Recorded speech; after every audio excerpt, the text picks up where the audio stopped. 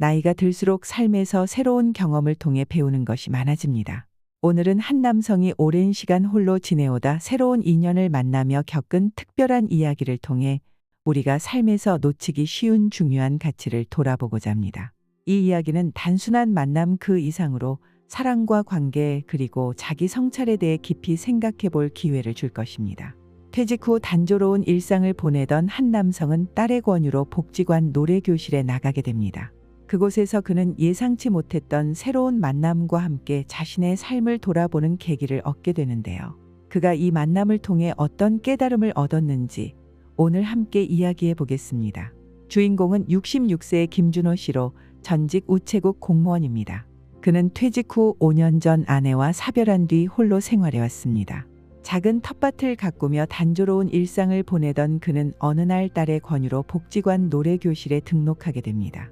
아빠, 가끔 복지관에도 나가보세요. 집에서만 계시지 말고요. 딸의 다정한 권유가 그의 발걸음을 움직였죠. 복지관의 첫날 김준호 씨는 노래교실에서 57세의 강미정 씨를 만났습니다. 그녀는 동네 마트에서 반찬 가게를 운영하며 활기차게 살아가는 사람이었습니다. 수업 후 그녀는 준호 씨에게 커피 한 잔을 건네며 자연스럽게 대화를 나누기 시작했습니다. 강미정 씨는 자신의 삶에 대해 담담히 이야기했습니다. 10년 전 이혼하고 나서 식당에서 일하며 다시 시작했어요.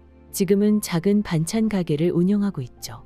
그녀의 이야기는 준호 씨에게 특별한 울림을 주었습니다. 그날 이후 두 사람은 점점 가까워졌습니다. 노래 교실이 끝나면 근처 공원에서 산책을 하거나 분식집에서 라면을 함께 먹곤 했습니다. 준호 씨는 자신의 텃밭에서 직접 기른 상추를 건네며 반찬 만드실 때 써보세요. 라고 말했고 그녀는 직접 만든 멸치볶음을 건네며 정성을 나누었습니다. 가을의 어느 날 준호 씨는 용기를 내어 그녀에게 물었습니다. 미정 씨, 우리 함께 살아볼까요? 그녀는 미소를 지으며 답했습니다. 좋아요. 하지만 천천히 준비해봐요. 두 사람은 자녀들에게 허락을 구하며 결혼 준비를 시작했습니다. 하지만 예상하지 못한 현실의 벽이 그들을 기다리고 있었습니다. 김준호 씨와 강미정 씨는 자녀들에게 재혼 소식을 전하며 난관에 부딪혔습니다. 큰아들은 아버지에게 물었습니다. 아버지, 정말 괜찮으시겠어요? 어머니가 떠난 지 얼마 되지 않았잖아요. 딸 역시 걱정을 드러냈지만 비교적 이해하려고 노력했습니다. 반면 강미정 씨의 아들은 처음엔 반대하며 말했습니다.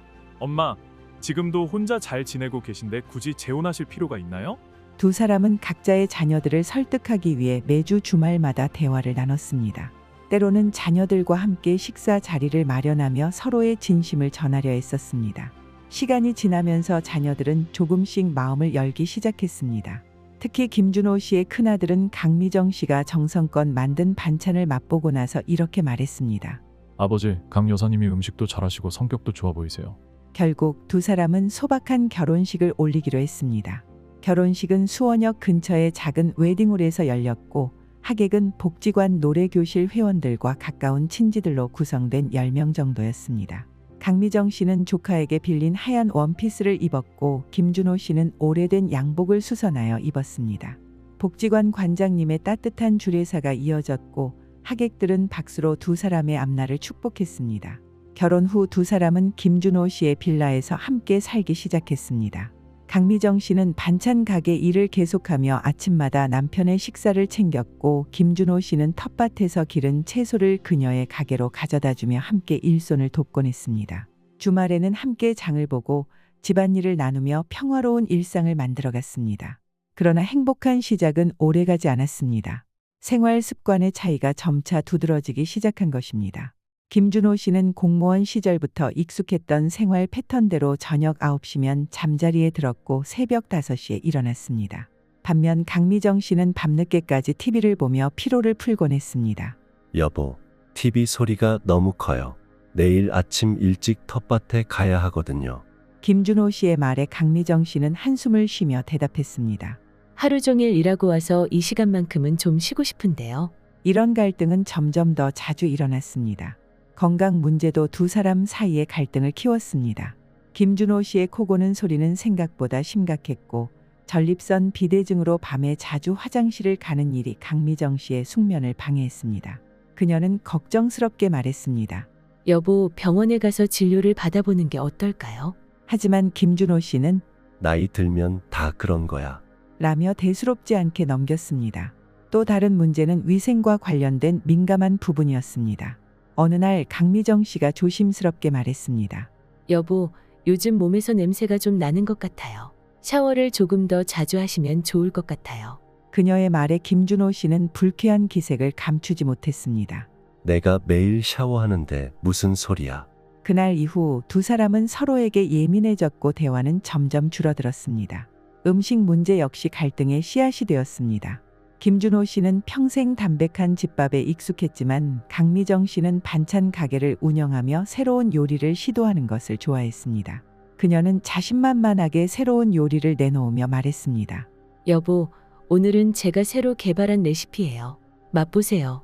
하지만 김준호 씨는 한 입 먹어보고는 담담히 말했습니다. 난 그냥 된장찌개가 좋아. 경제적인 문제도 둘 사이의 긴장을 불러일으켰습니다. 강미정 씨는 반찬 가게에서 번 돈을 자신의 통장에 따로 모았습니다. 아들 결혼할 때 필요할 수도 있잖아요. 그녀의 이런 태도에 김준호 씨는 서운함을 느꼈습니다. 우리가 부부인데 돈을 따로 모을 필요가 있어요? 자녀들과의 관계도 점점 소원해졌습니다. 김준호 씨의 큰아들은 주말마다 집을 찾아오던 일이 뜸해졌고 강미정 씨의 아들도 어머니와의 만남이 어색해 금방 자리를 떠났습니다. 결정적인 사건은 어느 주말 오후에 일어났습니다. 김준호 씨가 전처의 사진을 정리하던 중 강미정 씨가 그것을 발견한 것입니다. 아직도 이런 걸 갖고 계세요? 그녀의 말투에는 감정이 섞여 있었습니다. 그날 밤 강미정 씨는 아들의 집으로 돌아가 버렸습니다. 일주일 후 그녀가 돌아왔을 때 두 사람은 마주 앉아 조심스럽게 이야기를 나눴습니다. 우리 너무 서둘렀던 것 같아요. 그녀의 말에 김준호 씨는 고개를 끄덕이며 동의했습니다. 두 사람은 평화로운 이별을 준비하기로 했습니다. 강미정 씨가 떠난 뒤 김준호 씨의 집은 더욱 적막해졌습니다. 4층 빌라 계단을 오르내릴 때마다 들리던 그녀의 발소리는 이제 들리지 않았습니다. 결혼 사진은 조용히 서랍 속으로 들어갔고 그녀가 들여놓았던 화분들과 주방 용품들도 하나둘 사라졌습니다. 냉장고에는 그녀가 마지막으로 담가준 김치만 남아 있었고 그 맛은 점점 시큼해져 갔습니다. 그날의 이별은 평화로웠지만 혼자 남은 일상은 그리 녹록하지 않았습니다. 아침이면 무심코 두 사람 몫에 밥을 푸는 실수를 하곤 했고 저녁에는 그녀의 목소리가 들릴 것만 같아 허전함을 느꼈습니다. 텃밭에서 기른 채소들은 혼자 먹기엔 너무 많아 이웃과 나누곤 했습니다. 복지관 노래 교실에도 발걸음을 끊었습니다. 선생님과 함께 부르던 노래를 떠올리기만 해도 마음 한구석이 시려왔기 때문입니다. 대신 그는 텃밭에서 보내는 시간을 늘렸습니다. 상추를 다듬고 방울토마토를 돌보며 시간을 보냈습니다. 가끔 옆 텃밭의 할머니가 따뜻한 옥수수를 건네며 말을 걸어오곤 했습니다. 박 선생님, 요즘 혼자 오시네요. 그럴 때면 그는 쓴웃음을 지으며 고개를 끄덕였습니다. 그녀가 건네는 옥수수 한 개가 그날의 유일한 위로가 되기도 했습니다. 김준호 씨의 큰아들과 며느리는 다시 주말마다 찾아오기 시작했습니다. 며느리는 김치와 반찬을 챙겨주며 말했습니다. 아버님, 잘 챙겨 드셔야 해요. 손주는 여전히 그를 할아버지라 부르며 장난쳤습니다. 작은 딸 역시 더 자주 전화를 걸어 아빠, 이번 주말에 오세요. 차로 모시러 갈게요. 라고 말했습니다. 자녀들의 관심이 오히려 더 커지면서 그는 미안함과 고마움을 동시에 느꼈습니다. 시장에 갈 때면 우연히 강미정 씨와 마주치는 날도 있었습니다. 그녀는 여전히 반찬 가게를 운영하며 복지관 요가 교실에도 다니고 있었습니다. 둘은 어색하게 안부를 묻고 짧은 대화를 나누었습니다. 텃밭은 잘 되세요? 그녀가 물으면 그는 미소를 지으며 덕분에 잘 크고 있어요. 라고 답했습니다. 가끔은 그녀가 만든 반찬을 사들고 집으로 돌아오기도 했습니다. 그럴 때면 김준호 씨는 그 반찬 앞에서 조용히 밥을 먹으며 지난 시간을 떠올렸습니다. 김준호 씨의 텃밭에는 가을 채소들이 익어가고 있었습니다.